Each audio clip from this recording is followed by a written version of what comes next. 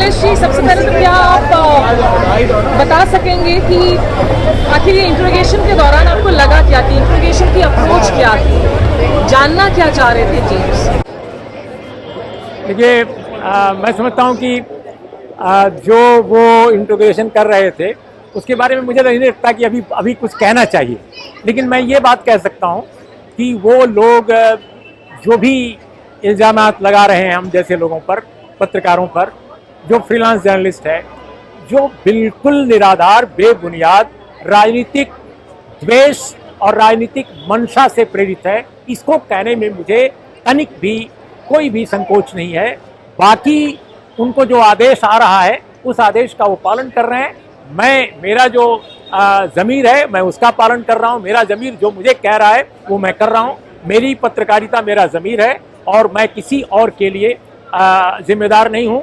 जो मेरे जीवन की प्रतिबद्धता है, जो मेरा सोच है, उस पर मैंने कोई कंप्रोमाइज़ नहीं किया है, न करेंगे। लेकिन जिस तरह से इलेक्ट्रॉनिक गैजेट्स डिवाइसेस को जर्नलिस्ट के रख लिए जा रहे हैं, आर्बिट्रेरली उनको रखा जा रहा है, इससे जो है मैसेजिंग बहुत ज़्यादा बढ़ जाती है ना फिर, कि आप तमाम सोर्सेज को भी मैसेज दे रहे हैं, दूसरे जर्नलिस्ट को भी आप एक क्लैम्प डाउन इफेक्ट कर रहे हैं। ये देखो, आपका स्मिता बहुत बड़ा सवाल है, बहुत महत्वपूर्ण सवाल है, और ये पूरी तरह इलीगल है, अनकॉन्स्टिट्यूशनल है, इनह्यूमन है, और हमारे प्रोफेशन ही नहीं, हमारे समाज के किसी भी क्षेत्र में इसे एक्सेप्ट नहीं किया जा सकता है। पूरी दुनिया में जितनी डेमोक्रेसीज हैं वहाँ ऐसा कहीं नहीं होता है। ये जो जैसे मेरा सब कुछ ले लिया गया, मेरे पास कुछ भी नहीं बचा है, तो ये प्राइवेसी का ही नहीं है, हमारे समूचे प्रोफेशनल लाइफ का सारा कुछ जो है वो आप ले रहे हैं। आपका कोई अधिकार उस पर नहीं है। आपका अधिकार सिर्फ यह है कि अगर किसी व्यक्ति ने कोई गड़बड़ी की है उसकी आप इन्वेस्टिगेशन करें, उसकी आप पड़ताल करें, लेकिन आप उसके सारे के सारे चीज़ें आप ले लें तो ये तो बिल्कुल गैर कानूनी है। लेकिन इस देश में गैर कानूनी होना ही आई थिंक प्रशासनिक सेवा का हिस्सा बन गया है। ये बहुत दुखद है। सर, एक आखिरी सवाल आपसे जानना चाहूँगी कि आज की तारीख में एक न्यूज़ रूम के खिलाफ आतंकवाद के चार्जेस लगाए जाते हैं, चार्जेस बिना साबित किए न्यूज़ रूम पर ताला जड़ दिया जाता है, और कंट्रीब्यूटर्स, वरिष्ठ पत्रकार हो, आप जैसे छोटे बच्चे हो, तमाम लोगों को बुलाकर इंट्रोगेट किया जाता है। इसकी मैसेजिंग क्या सिर्फ न्यूज़ क्लिक के लिए है या एक लार्जर मैसेजिंग है? भारत जो है प्रेस फ्रीडम के इंडेक्स में 161/180 या 181 है। आप करेक्ट कर लीजिएगा अगर मैं गलत हूं तो। और ये शुरू हुआ है 121 से, इतना नीचे गिरा है। एक ज़माने में कुछ ही साल पहले 121 थे, 127 थे, 129 थे, आज हम 161 पहुंच गए हैं।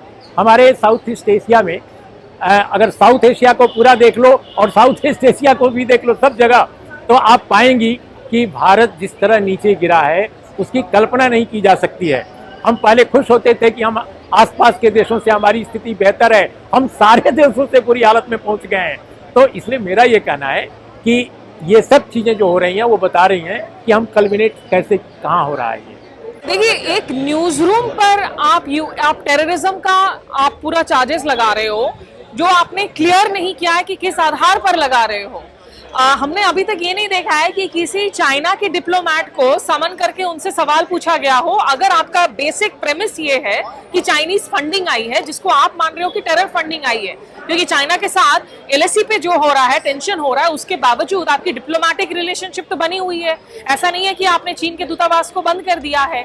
लेकिन अगर इस तरह का कोई प्रोपेगेंडा, टेरर फंडिंग हो रही है, जिसके मिसाल आए हैं देश भर में, अगर एक न्यूयॉर्क टाइम्स की हाफ बेक्ड रिपोर्ट को आप आधार बनाकर ये रेड कर रहे हो, और उस न्यूयॉर्क टाइम्स को, जिसके जो सीरियस दूसरे वायलेशन के रिपोर्ट्स होते हैं इस सरकार को लेकर, उसको आप पूरी तरीके से खारिज कर देते हो, ये कहते हुए कि एक वेस्टर्न लिबरल बायस है, तो फिर ये निश्चित रूप से बहुत चिंता वाली बात है कि ये एजेंडा सिर्फ न्यूज़ क्लिक के लिए नहीं है, ये तमाम उन जर्नलिस्ट के लिए है जो अभी भी बेसिक जॉब कर रहे हैं, which is of questioning those who are in positions of power and authority। क्योंकि ये जो मैसेजिंग आ रखी है कि 10 साल का वक्त पूरा करने वाले हैं प्रधानमंत्री मोदी, और अभी तक एक प्रेस कॉन्फ्रेंस तक नहीं किया है, so that agenda is set really from the top. At the end of a trial which can last years, journalists arrested under UAPA can end up spending months, if not years, behind bars before they are even granted bail. We already had the case of Siddique Kappan before us. He was incarcerated for 2 years and 4 months before finally securing bail. The tragic death of Father Stan Swamy in custody is a reminder of how indifferent the authorities seem to have become towards human life under the guise of combating terrorism.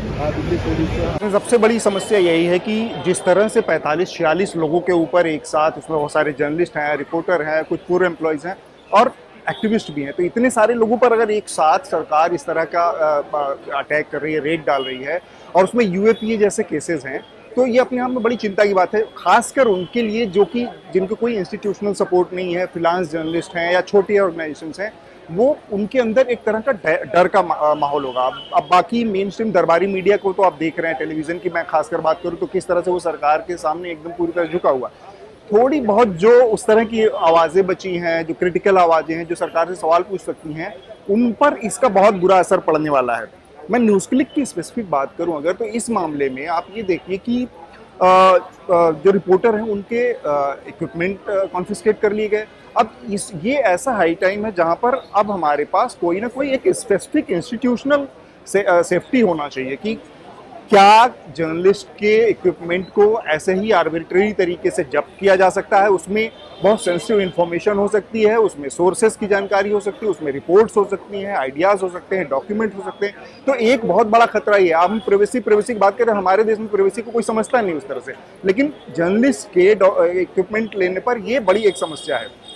एक और चिंता की तरफ मैं इसमें ध्यान खींचना चाह रहा हूँ, जिस तरह से न्यूज़ क्लिक के दफ्तर पर ताला लगा दिया गया। अब आप इसको इस तरह से देखिए कि किसी भी मीडिया ऑर्गेनाइजेशन पे, लेगेसी मीडिया हाउस के एडिटर के ऊपर या उसके मालिकान के ऊपर, मैनेजमेंट के ऊपर कोई आरोप लगता है गड़बड़ी का, भ्रष्टाचार का, किसी तरह का, कोर्ट में जाए, एजेंसी जांच करें, कार्रवाई करें, लेकिन क्या किसी एजेंसी, कल आप उम्मीद कर सकती हैं कि करोड़ की संख्या में, लाखों की संख्या में बिकने वाले किसी अखबार के दफ्तर पर ताला मारकर सील कर दिया जाएगा? वो तो काम करते रहना चाहिए ना। ये बड़ी समस्या है कि आपने न्यूज़ क्लिक के पूरे दफ्तर को, पूरा ऑपरेशन ही सील कर दिया, या ऐसे कैसे चलेगा? तो ये सारी चीजें हैं जो जिसके खिलाफ इतनी बड़ी संख्या में जर्नलिस्ट आए हैं। It is therefore our collective view that the higher judiciary must now intervene to put an end to the increasingly repressive use of investigative agencies against the media. Specifically, we will be obliged if the courts would consider the following. Number one, the framing of norms to discourage the seizure of journalist phones and laptops on a whim, as has been the case. ये ऐसा मामला हो गया है कि पानी sir के ऊपर जा चुका है कि हमें कोई और किसी तरह की इंस्टीट्यूशनल सपोर्ट नजर नहीं आ रही। जिस सरकार से हमें उम्मीद थी उसने हमारे साथ उस तरह का वो नहीं किया कि वो हमारे काम को उस तरह से हमें उस तरह की सेफ्टी देगी या सुरक्षा देगी। तो ले दे के एक इंस्टीट्यूशन, मीडिया, एक दूसरे इंस्टीट्यूशन से जाके अपील कर रही है, चीफ जस्टिस ऑफ इंडिया के साथ अपील कर रही है। उनको एक ओपन लेटर हम लोगों ने लिखा है, सारे देश भर के जितने बड़े मीडिया ऑर्गेनाइजेशंस हैं वो जाके उनसे अपील कर रहे हैं कि भाई अब ये ऐसा वक्त है कि जहां पर हमारे लिए आप कुछ ऐसी व्यवस्थाएं करें ताकि इस तरह की स्थितियां ना हो और मीडिया एक इंडिपेंडेंट, एक डेमोक्रेटिक देश में फ्री होकर, खुलकर, बिना किसी डर के, बिना किसी भय के अपना काम कर सके। इसके लिए ये लेटर लिखा जा रहा है। I think the kind of solidarity you're seeing where all the press has come out is without prejudice to any investigation that may be going on. Everybody understands that the way the police, the way the government, the way the Home Ministry is going about this particular targeting of journalists as a message. It is a message for journalists to stop critical analysis, to stop doing anything that is critical of the government, to stop covering those who are protesting against the government. So I think everybody sees it as a message. The knock has come on the door of 46 people in the last day or so, but it could come on the door of absolutely anyone. And all of the people who have come out today are working journalists. They understand that they have to take time out to even come out to protest or take permission or not get permission to come out and protest. And even so, they're here. I think that shows you not just the sense of solidarity, but also the feeling that everyone understands that this could be us there, but for the grace of God go I. Well, the report is a news report. I would not expect the government to ignore a news report as much as I would not expect the government to take action on the basis just of a news report. They need to find what is the basis of what they're charging everyone with. After all, the charges are extremely serious. They're talking about terrorism, they're talking about the UAPA. They're going in the questioning, asking the journalists questions like, did you cover the Delhi riots? Did you cover the CAA protests? Did you cover the farmers' protests? Any journalist in Delhi at a certain point of time will have covered all of these. Did you go to the JNU protests? These are all part of our daily beats. So the government is actually saying, don't do your job. Let us tell you how you should do your job. And that's unacceptable. Section of journalists in India finds itself working under the threat of reprisal, and it is imperative that the judiciary confronts power with a fundamental truth that there is a constitution to which we are all answerable. मुझे नहीं लगता एकदम news click के बारे में है। News click एक तरीके से झुंझुना पकड़ लिया, जिससे एक पूरा माहौल बनाने की कोशिश हुई है। अगर सिर्फ न्यूज़ क्लिक के बारे में होता तो न्यूज़ क्लिक के 2 मालिकों या एक मालिक के बारे में होता। ये कि इन्होंने इतने सारे पत्रकारों को घेरा, उनको परेशान किया, ये एक हवा बनाने की बात है, खौफ फैलाने की बात है मेरे ख्याल से। और एक तरीके से देखिए तो सच हो गया है, मतलब आपने वो खौफ पैदा कर दिया है कि यंग जर्नलिस्ट सोचेगा अगली बार कि करें ना करें, इस प्रोफेशन में रहें ना रहें, चुप रहें। टू मी इलेक्शन से कुछ महीने पहले करने का जो प्रयास है, खौफ ये कि इससे बुरा ना हो। तरीके वही हैं, मेथड्स थोड़े से बदल गए होंगे, बट एंड इफेक्ट वही लाने का प्रयास है कि मैं कागज़ साफ ना हो लेकिन कागज़ पे लिखने वाले लोग ही ना बचे। तो एंड इफेक्ट वही है जो इमरजेंसी का परहैप्स होगा। हाँ, मेथड्स इस सरकार के अलग हैं, इसलिए मुझे और डर लगता है। Media is the fourth estate. जनता को ये समझना होगा कि अगर आप व्हाट्सएप के फॉरवर्ड्स के आधार पर आप अपनी सोसाइटी को मजबूत बना रहे हैं, this is the weakening of democracy, this is the weakening of institutions. जो सवाल हम पूछते हैं, ये सवाल हमने तब भी पूछा था जब कांग्रेस की सरकार थी। जो लोग हमसे कहते हैं कि आपने दूसरी पार्टियों को सवाल क्यों नहीं पूछा, प्लीज इंटरनेट पर सब अवेलेबल है, आप हमारे नाम के साथ जाके गूगल कर सकते हैं।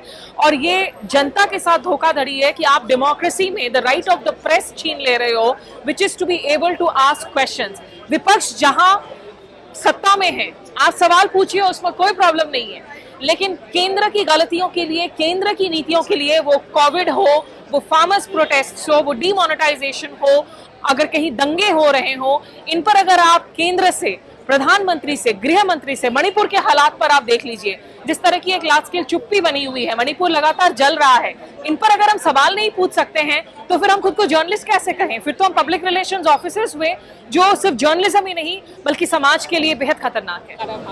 The fact that these 2 journalists from NewsClick, Prabir Purkayastha and his colleague Amit, have been arrested under the UAPA, which is a terrorist act. Are you telling me, or is the government saying now, or Delhi police or the Home Ministry, are they saying that journalists are terrorists? And if they believe that, then they have to show proof. So nobody really knows what's going on. Is it that NewsClick has taken money from some Chinese fund?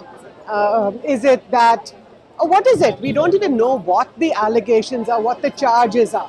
It's just that when Delhi police lands up in 35 locations across the city in a synchronized raid against men and women journalists, all colleagues of ours, and they ask them, why did you cover the farmers' agitation? Why did you cover the riots in Delhi that were held, that took place 4 years ago? What are you doing here? Why are you working for NewsClick? I mean, what kind of questions are these? So if they have charges, if they have allegations, they have to say. I think that's the point. And अगर हम New York times के आधार पर अपनी chargesheet बना रहे हैं, तो ये भी तो बताना चाहिए ना कि यही सवाल है। और जो न्यूयॉर्क टाइम्स, क्या कोई भगवान तो नहीं है कि उनके जो आर्टिकल्स में जो लिखा हुआ है वो 100% सबूत हो? और अगर सबूत भी है, अगर आप समझते हैं कि हम जर्नलिस्टों ने इस तरीके के स्टोरीज लिखी हैं या किसी जो है दुश्मन मुल्क से कहीं से पैसा आया है, तो आपको बताना चाहिए ना कि ऐसी आपने गलती की है।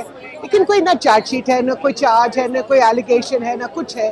तो एक ही जो एटमॉस्फेयर ये जो खड़ा करने की कोशिश हो रही है एक डर कि अगर आप हमारी स्टोरीज या अगर आप हमारी तरफ नहीं झुक के खड़े होंगे तो फिर हम आपके खिलाफ हैं. Either you are with us or you are against us. The thousands of journalists, but those journalists who are slightly on the left of center, वो हैं under attack.